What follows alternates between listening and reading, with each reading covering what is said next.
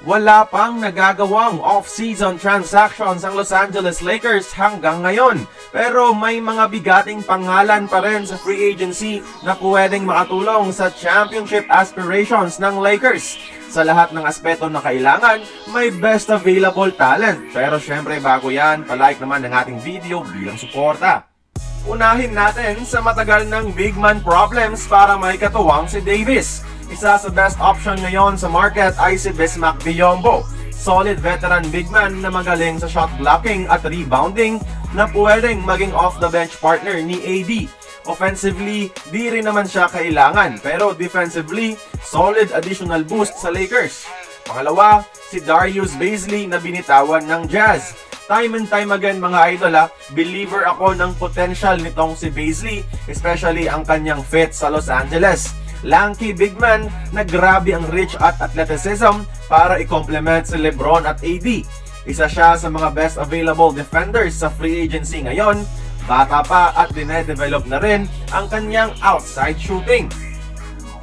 Sa combo forward bilang backup ni Hachimura at LeBron, best available talent ngayon si Marcus Morris na huling naglaro sa Cavaliers. Everyone knows about the game of this other Morris twin.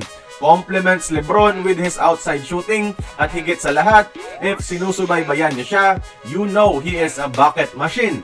Available rin si Robert Covington, 3-and-D player best known for his time sa Philadelphia. Kung naghahanap ang LA ng maladani green type of player pero may size, pwedeng magandang bargain si Covington. Si Danilo Gallinari pala available rin and his scoring can still impact LA. Pwede tong masulit sa isang veteran minimum contract. Sa shooters naman, maraming available pero ang best fit sa Lakers at pwedeng maisingit sa salary cap, number 1 si Gordon Hayward. Sa edad niya, willing na to kumuha ng pay cut para mapunta sa contending team. And si Hayward mga idol, former all-star at isa pa rin sa mga decent shooting wing sa NBA ngayon kung mabigyan lang ng sapat na playing time. Available rin si Luke Kennard, isa sa mga best shooters available sa buong NBA. Although defensively medyo lackluster itong 6'5 sharpshooter. Landry Shamet can also be a bargain of a pickup. Magaling na shooter din to. At lastly, si Davis Bertans, di rin pwede mawala. Size at shooting, pwede pa rin to mapagkinabangan ng Lakers. At yun lang, after Olympics, tiyak gagawa na ng action ang Lake Show. Kaya kayong mga idol, sinong gusto nyong pirmahan ng LA? Join the conversation, magkomento lamang sa baba. Kung nagustuhan mo ang ating video, please like, share, and subscribe.